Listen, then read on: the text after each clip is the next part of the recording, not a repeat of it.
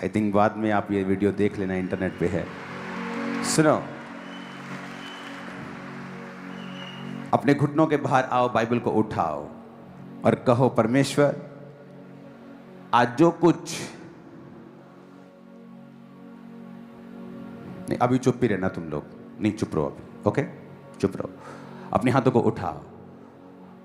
अब टीम चुप रहना तुम लोग, ओके? अब तुम लेटो, उठाओ अपने हाथों को, कहो आज जो कुछ मैं सुनूं, ओके? अब तुम लेटो, उठाओ अपने हाथों को, कहो आज जो कुछ मैं सुनूं मैं फलों को लेके आऊं। प्रभु यीशु मसीह के सामर्थी नाम में हम मांगते हैं।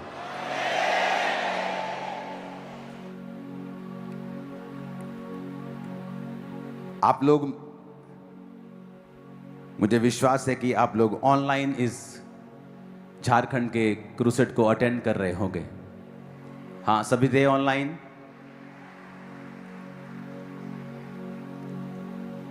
इस क्रूसेड के बाद परमेश्वर ने मुझे एक बोझ दिया है, क्योंकि जब इस क्रूसेड के बाद अगले दिन मैं उस जगह में घूमने के लिए गया, तो अभी मैं वहां पे पहुंच ही रहा था उस जगह के ऊपर। मैंने अपनी वाइफ को बोला कि मुझे ऐसा लग रहा है कि मुझे यहाँ पे बहुत सारे लोग मिलेंगे। मेरी वाइफ बोले नहीं हो सकता है कि वो लोग थक गए होंगे 2 दिन क्रूसेड। मैं कहा हम क्रूसेड जिन्होंने किया है वो यहाँ घूमने आ रहे हैं इस जगह के ऊपर। वो बड़ी मशहूर जगह थी वहां की। तो मैं अभी बोल ही रहा था कि सामने जैसे हमने नारियल पानी पीने के लिए रुके, मेरा स्पिरिचुअल सन वहां खड़ा था। उसके आगे रुके तो पास्टर्स मिलने लगे। तो जहां हम घूमने गए थे वहां पर 70-80% लोग क्रिश्चियन थे और सभी मुझे जानते थे।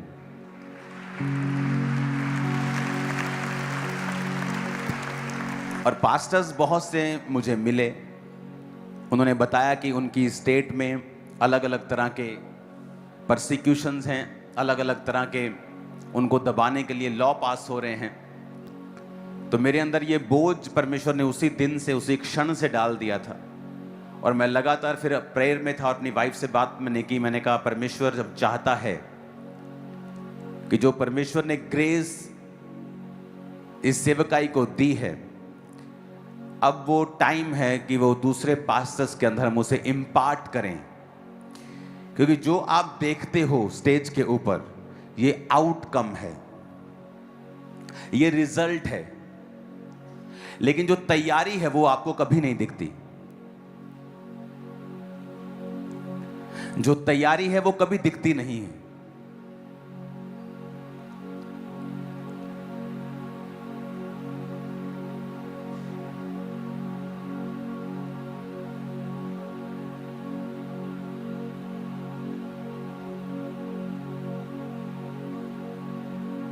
अपने पड़ोसी को बोलो तैयारी दिखती नहीं कभी। जो आप बिल्डिंग देखते हो ना, बुर्ज खलीफा देखते हो आप, वाह कितना लंबा है, कितना अच्छा है, लेकिन उसकी जो नींव है वो उससे कहीं अधिक मुश्किल, मजबूत, फैली हुई है जितना आपको वो दिखता है। तो परमेश्वर मेरे अंदर ये बोझ लगातार डालता ही जा रहा था कि मैं, क्योंकि उस पास्टर मीटिंग जैसे हम करते हैं, एक दिन की पास्टर्स आते हैं और चले जाते हैं, अब वो मीटिंग ऐसी नहीं होगी। उसमें जो शेड्स हैं उनको स्पेशली तैयार किया जाएगा, पास्टर्स उनकी फैमिलीज के रहने के लिए। स्पेशल खाने का मेन्यू रेडी होगा, स्पेशल टीचिंग्स होंगी, वीडियो डेमोन्स्ट्रेशन होगी, रिटन टीचिंग होगी, सेमिनार्स होंगे, और उसमें बहुत से लॉयर्स भी होंगे जो आपको लॉ के बारे में भी बताएंगे। उसमें एक सेशन ऐसा भी होगा, हीलिंग सेशन होगा, टीचिंग सेशन होगा और सेमिनार्स होंगे। और ये इसलिए कि परमेश्वर के जो लोग हैं उनको ये बताया जा सके कि हर एक परिस्थिति के नीचे आपको गॉस्पल कैसे प्रीच करना है। क्योंकि जो तैयारी है वो कभी नजर नहीं आती। अब जब जीसस को लोग मिलते थे तो बाइबल कहती है कि भीड़ की भीड़ यीशु मसीह के पीछे रहती थी। जब भीड़ की भीड़ परमेश्वर के पीछे रहती थी तो वचन कहता है कि लोग उस पर गिरना चाहते थे, लेकिन किसी को भी जीसस के बारे में इतना पता नहीं था, पर्सनल लाइफ के बारे में। वो चेलों को मालूम था। इसलिए वचन कहता है कि वो 3 साढ़े 3 साल उसने चेलों को ट्रेंड किया। यीशु मसीह ने लोगों के साथ सिर्फ 34 दिन बिताए हैं सेवकाई के दौरान। जब वो लोगों के साथ बैठे, उनको हील किया, उनको डिलीवर किया, उनको प्रीच किया। और उस आप इमेजिन करो, लाखों लोगों के साथ उन्होंने 34 दिन बिताए हों और सिर्फ 12 लोगों के साथ उन्होंने 3-3.5 साल बिताए हों। बुद्धि क्या कहती है कि लाखों लोगों के साथ ज्यादा समय बिताना चाहिए कि 12 लोगों के साथ ज्यादा समय बिताना चाहिए? अरे भाई, लाखों लोगों के साथ ज्यादा समय बिताना चाहिए, लेकिन परमेश्वर ने लाखों लोगों के साथ सिर्फ दिन बिताए हैं, लेकिन अपने चेलों के साथ उसने साल बिताए हैं। उसका रीजन ये था कि परमेश्वर ये चाहते थे कि उसके जो चेले हैं वो चीज़ों को सीखें जो लोगों को नज़र नहीं आती। लोगों को सिर्फ रिजल्ट नज़र आता है। ओ अच्छा, लंगड़ा चल पड़ा, ओ अच्छा, रसौली गायब हो गई, ओ अच्छा 20 साल बाद बेबी हो गया, ओ परमेश्वर ने कितना बड़ा चमत्कार किया, वो कभी चला नहीं था। आपको सारे ये रिजल्ट नज़र आते हैं, लेकिन इसके पीछे की तैयारी, इसके पीछे की प्रिपरेशन, इसके पीछे का सेक्रीफाइस वो लोगों को कभी भी नज़र नहीं आता था। तो वो चेलों को परमेश्वर ने वो साइड दिखाई, और उन चेलों में भी कुछ ऐसे थे जो ज्यादा काम कर सकते थे दूसरे चेलों के मुकाबले में। वो कम काम कर सकते थे, कुछ ज्यादा काम कर सकते थे। ये बात थी कि परमेश्वर जो कुछ उन्हें दिखा रहा है, परमेश्वर जो कुछ उन पर प्रकट कर रहा है, वो उसको कितना फॉलो कर रहे हैं और उनकी जिंदगी में परमेश्वर के प्रति कितना समर्पण है। ऊंची आवाज में कहो हालेलुया। तो ये बोझ अब मेरे अंदर घर कर चुका है कि मैं पास्टर्स को बुलाऊं और उन्हें ये टीच करूं।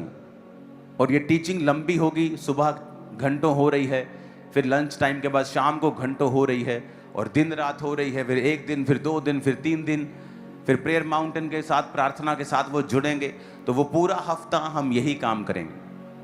तो पास्टर्स को ईस्टर के बाद मैं अनाउंसमेंट करूंगा कि हम कब वो मीटिंग चर्च में अरेंज कर रहे हैं। तो ये एक ब्लेसिंग होगी कि पास्टर्स, क्योंकि पास्टर अगर अच्छी तरह से सीखता है, वो हजारों को बचाता है, वो सैकड़ों को छूता है।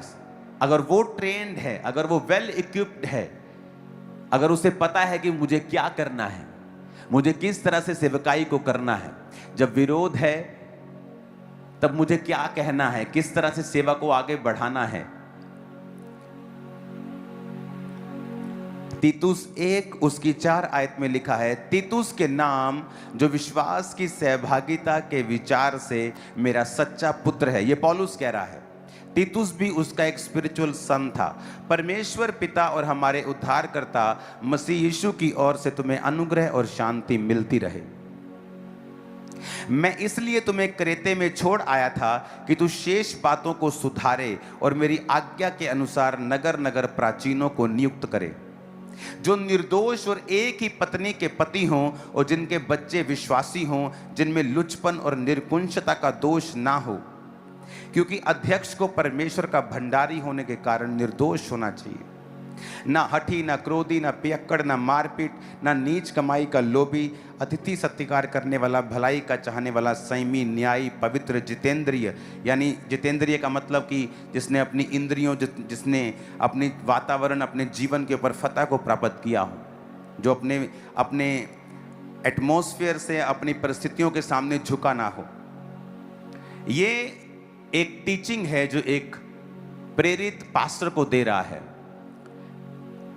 पौलुस ने, अगर मैं पौलुस की मिशनरी यात्राओं को पढ़ रहा हूं और अगले हफ्ते पाम संडे है, तो अगले हफ्ते का जो आनंद है वो पूरा साल छाया रहता है हमारे जीवन के ऊपर। तो खजूरों की डालियों के साथ आना है, समय से पहले आना है। फिर आपको जिद नहीं करनी मुझे इसी हॉल में बैठना है, मुझे वहां नहीं बैठना। आपको समय से पहले आना है। इस हॉल को और अधिक कोशिश करेंगे पीछे से और इधर उधर से करें, इसको और बड़ा करें ताकि ज़्यादा से ज़्यादा लोग इस हॉल में आ सकें। तो तैयार रहना है पाम संडे, बेस्ट संडे को रिसीव करने के लिए। आमीन। और उसके बाद फिर आपको बताने की जरूरत नहीं रियल होली कम्युनियन डे, जिस दिन यीशु मसीह ने सच में प्रभु भोज लिया था, और उसके बाद गुड फ्राइडे, जीसस क्राइस्ट के सूली पे टांगे जाने का दिन, और उसके बाद ईस्टर यानी प्रभु यीशु मसीह के जी उठने का दिन। अभी तो मुझे आपको इनवाइट करने की भी जरूरत नहीं, इन दिनों में जाओ, लोगों को इनवाइट करो। इस संडे से लेके अगले संडे जितनी मीटिंग्स आती हैं, सब मीटिंग्स को अटेंड करके अंदर भर लो, पूरा साल काम आएंगी ये मीटिंग्स। हालेलुया।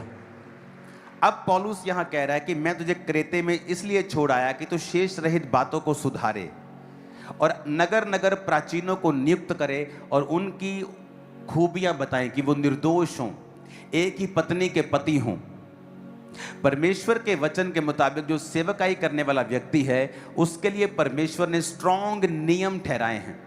विश्वासियों के लिए वो नियम इतने स्ट्रांग नहीं। विश्वासी गलती करता है, माफी मांग लेता है, आमीन कर देता है, फिर गलती करता है, माफी मांग लेता है, उसकी लाइफ में ऐसे ही चलता रहता है। लेकिन सेवकों के लिए परमेश्वर ने ऐसा नियम नहीं ठहराया है। सेवकों में तो ये भी लिखा है कि जो एक बार गिर गया वो दोबारा से उस फिर पदवी को ना पकड़े। बहुत कठिन सेवकाई के रूल हैं, लेकिन आज शायद वो नई चर्च फॉलो नहीं कर रही, वो बात अलग है। जो निर्दोष हो, एक ही पत्नी के पति हों, जिनके ऊपर कोई फाइनेंशियल फ्रॉड ना हो, जिनके ऊपर कोई फिजिकल फ्रॉड ना हो, जो अपने आप को इन दुनिया की चीजों से अलग रखते हों। हालेलुया।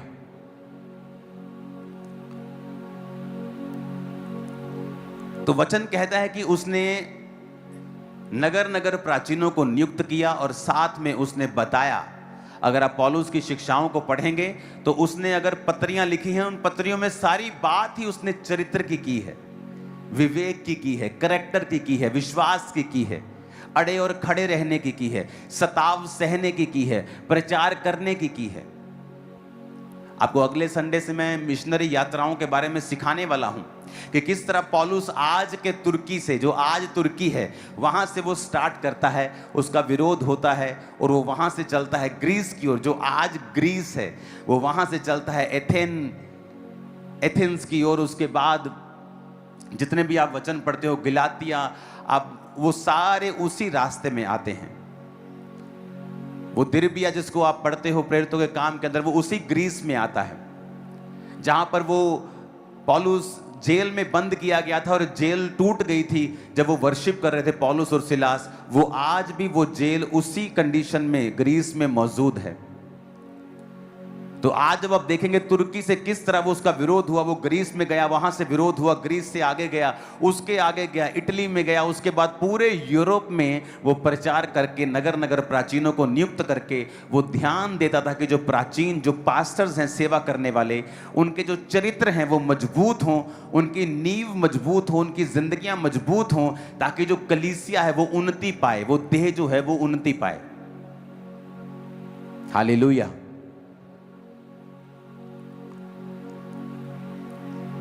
याद रखो, कलीसिया का एक काम है, पास्टर का एक काम है, प्रेरित का एक काम है, भविष्यद्वक्ता का एक काम है। हर एक व्यक्ति को परमेश्वर ने, बाइबल कहती है कि परमेश्वर ने कितनों को प्रेरित, कितनों को भविष्यद्वक्ता, कितनों को इवेंजलिस्ट, प्रचारक, कितनों को सिखाने वाले, कितनों को पास्टर्स, टीचर्स नियुक्त किया, ताकि परमेश्वर के जो लोग हैं वो उन्नति पाएं। मसीह की देह जो है, वो कलीसिया जो है, वो उन्नति पाए। हालेलुया। जब छत्तीसगढ़ के बारे में मुझे मालूम हुआ और बाकी स्टेट्स के बारे में मालूम हो रहा है, ये ज़रूरी है कि आप लोग पास्टर्स के लिए प्रार्थनाएं करें, चर्चिस के लिए प्रार्थनाएं करें, चीज़ों के लिए प्रार्थनाएं करें कि परमेश्वर जो ग्रेस आपको दे रहा है वो दूसरे भी उससे प्रभावित हों, उससे आशीषित हों। आमीन।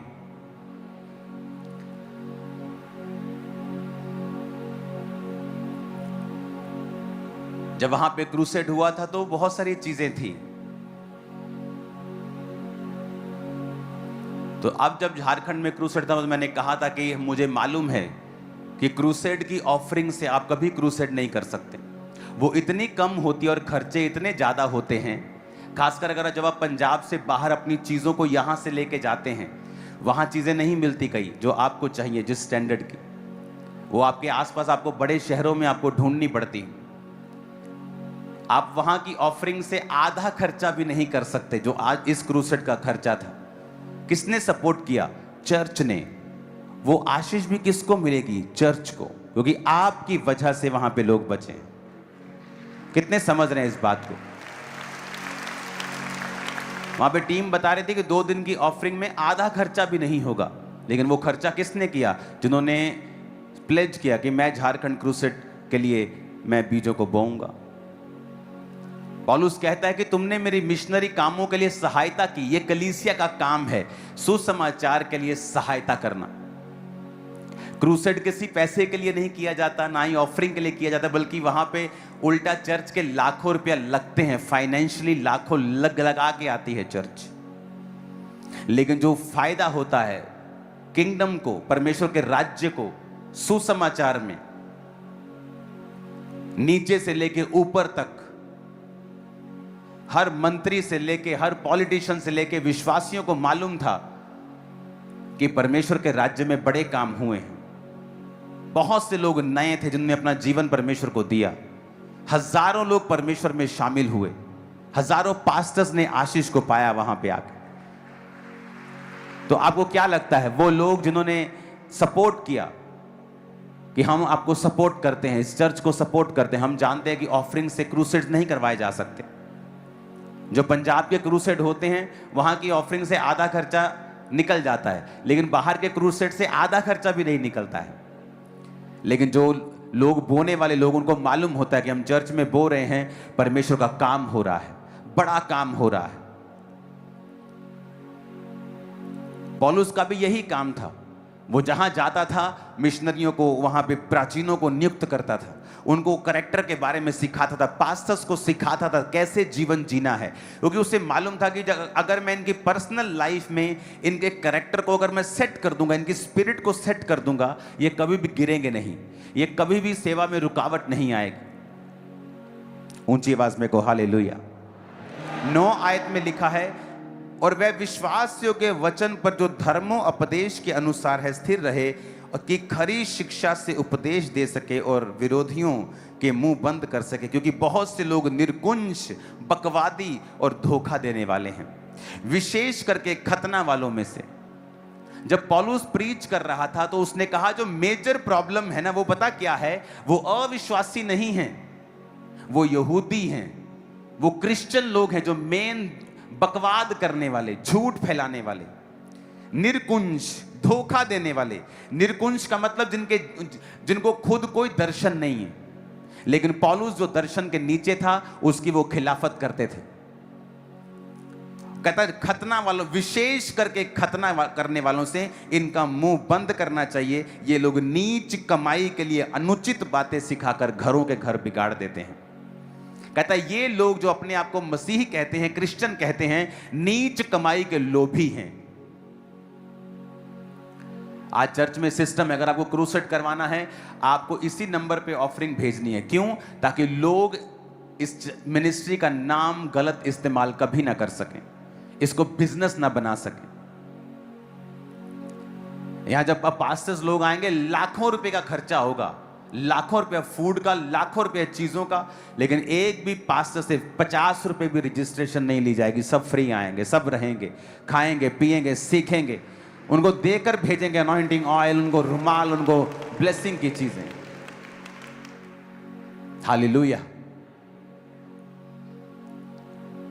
जो क्रूसेड्स आज लोगों की कमाई का साधन बन गए कि बड़े पास्टर का क्रूसेड करवाओ, पैसे ऐंठो लोगों से और फिर कहो जी हमने क्रूसेड करवाया। मैंने कहा ऐसा नहीं होगा। आप एक सिस्टम के नीचे काम करेंगे और यही सिस्टम होगा कि लोग एक जगह बोएंगे, वहां से सारा खर्चा होगा, चर्च पे कर देगी। हम अपना साउंड, अपनी चीजें, अपनी स्टेज, सब कुछ अपना लेके गए इधर से, और क्लीन क्रूसेड, फायर से भरा हुआ, आग से भरा। अब तक आग मेरे जीवन पे है उस।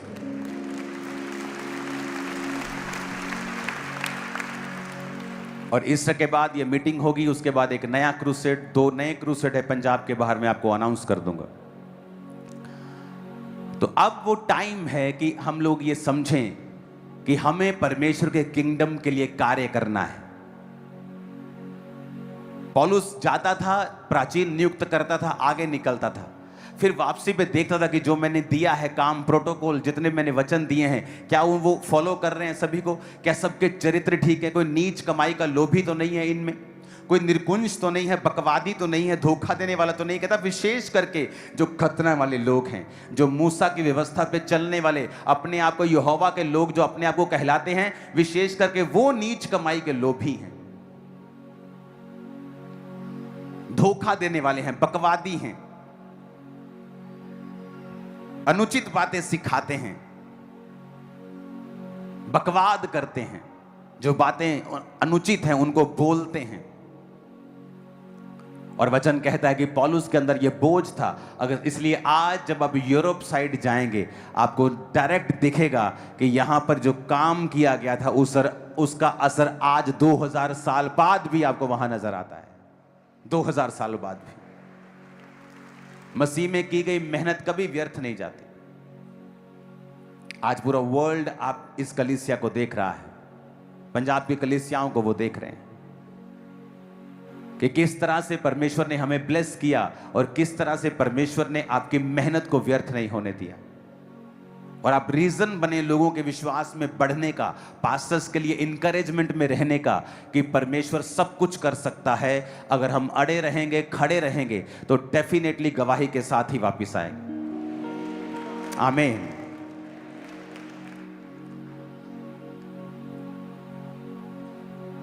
जो परमेश्वर की हीलिंग पावर्स है, जो मैनिफेस्टेशन है इस साल जो हमने देखी है, वो अपने वचन को पूरा कर रहा है। Hallelujah, hallelujah.